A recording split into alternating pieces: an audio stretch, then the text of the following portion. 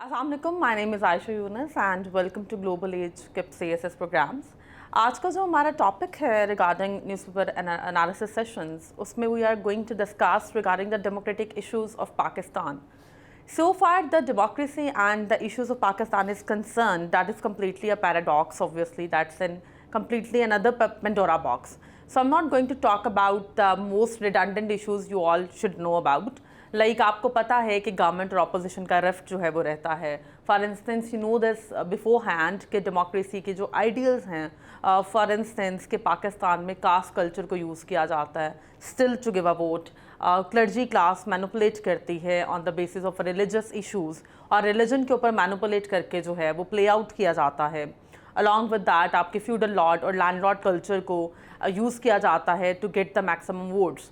But what are the legal connotations जिसकी वजह से democracy is so halted in Pakistan and it is becoming a draconian dream for the whole Pakistan and the common masses.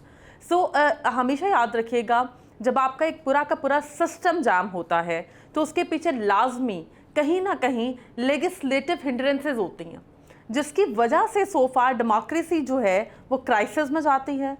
आपका पूरा political system crisis में जाता है and last but not the least उसकी वजह से फिर आपके सोशल इकोनॉमिक इंडिकेटर्स हों, आपके जुडिशल इश्यूज़ हों, वो इमर्ज करके सामने आते हैं. राइट. सो पाकिस्तान में जो सबसे बड़ा इशू है that is of post colonial mentality mindsets. Simple. आपका जो ब्रिटिश एरा था unfortunately, and it is not about Pakistan only by the वे, जितनी भी कंट्रीज़ हैं जो डीकोलोनाइजेशन के बाद बनी हैं उन्होंने समहाउ स्ट्रक्चर फॉलो किया है कॉलोनियल मदर्स का. दैट मीन्स यूके, फ्रांस, जिन मदर स्टेट से वो आज़ाद हुए. For instance if I give you the peculiar example regarding this, तो गवर्नमेंट ऑफ इंडिया एक्ट 1935 वो फॉलो किया गया पाकिस्तान में भी. और येस, इंडिया के 1950 के कॉन्स्टिट्यूशन में भी बहुत एक मेजर चंक जो है उसका फॉलो किया जा रहा है. अब उसमें से I will put some light on one act. इसको बोलते हैं sedition law 124 sub article a. अगर इस लॉ की मैं नेटिविटी में जाऊं तो इसका मतलब ये है कि अगर फेडरल या प्रोविंशियल असेंबलीज कोई लॉ लिखती हैं, पास करती हैं, अप्रूव करती हैं और वो मेजॉरिटी से अप्रूव हो गया है और आप उसके अगेंस्ट कुछ भी करते हैं और उस लॉ को बाईपास करते हैं या आप डिसरिस्पेक्ट करते हैं उन असेंबलीज को, तो आपको 3 years तक जो है वो पनिशमेंट मिल सकती है. That means imprisonment by the way. तो इस लॉ को बेसिकली ब्रिटिशर्स ने बनाया था to control the revolution against them, to control the rebellious attitude against them. उनको इस चीज़ की ज़रूरत थी क्योंकि वो एक डेमोक्रेटिक स्टेट नहीं थी. हम उस टाइम पर एक स्लेवरी स्टेट या पपेट स्टेट में थे. हमारे ऊपर एक राज था जिसको हम ब्रिटिश राज बोलते हैं. जब आपकी इंडिपेंडेंट स्टेट बन गई है, you are living under the umbrella of democracy, तो फिर इस तरह के लॉस को मिटिगेट ना करने की रीज़न समझ में नहीं आती है. I hope you are getting my point. अगर अब तक ये लॉ है तो बेसिकली इस लॉ को मल्टीपल पॉलिटिकल पार्टीज अपने अपने टेन्योर में पॉलिटिकल वेपन के तौर पे यूटिलाइज करती हैं.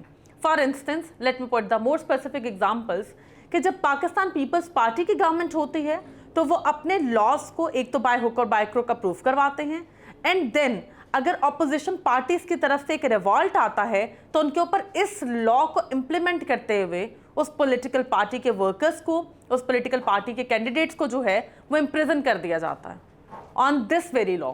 अगर PMLN की गवर्नमेंट है वो सेम एटीट्यूड जो है बाकी अपोजिशन गवर्नमेंट के साथ करते हैं. And last but not the least, PTI की गवर्नमेंट के दौरान इसी लॉ के अम्ब्रेला को यूज़ करते हुए PMLN और पाकिस्तान पीपल्स पार्टी को मैनिपुलेट किया गया है. Now PDM and PDM is doing the same. So that means कि बेसिकली अभी मैं आपको सिर्फ एक स्पेसिफिक लॉ बता रही हूँ, इसको पॉलिटिकल वेपन के तौर पे किस तरह से यूज़ किया जाता है.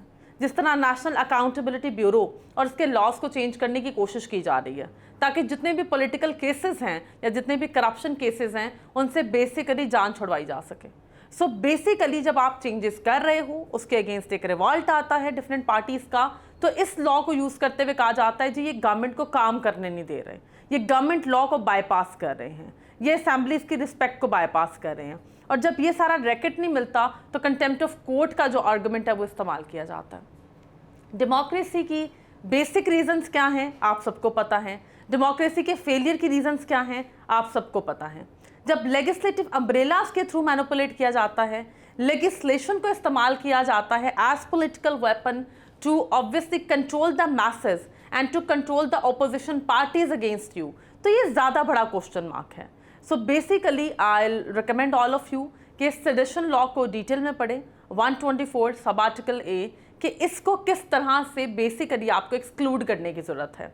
You need to eradicate this law, क्योंकि we are not living under British Raj now, we are independent states, और इंडिपेंडेंट डेमोक्रेटिक स्टेट्स में आपकी डेवलपमेंट तभी हो सकती है जब oppositional parties are free to criticise you. Criticism, dissent, conflict, that is the soul behind the democracy ideals. अगर ये एग्जिस्टेंस में नहीं है, ये मौजूद नहीं है, तो ये फॉर श्योर है कि ये एक तरह की डिक्टेटरशिप है, मोनार्कियल एरा में ही आप रह रहे हो. If you can't criticise openly, if you can't negate the laws openly. So basically जो कोर रीज़न है पाकिस्तान में डेमोक्रेसी के फेलियर्स की, वो क्लर्जी का इन्वॉल्व होना, वो आपका बेसिकली लैंडलॉर्ड्स, फ्यूडल लॉर्ड्स का इन्वॉल्व होना, डायनेस्टिक पॉलिटिक्स का इन्वॉल्व होना तो है ही. बट एक जो बहुत इंपॉर्टेंट इशू है जिसको निगेट किया जाता है, that is the legislative principles. किस तरह से लेजिस्लेशन को, सुप्रीम लॉ को यूटिलाइज किया जा रहा है to basically maximise your power, और उनको पॉलिटिकल वेपन्स के तौर पे यूज़ किया जा रहा है. So that will be all from today's lecture, और I will see you next week इंशाल्लाह. Take care, stay blessed.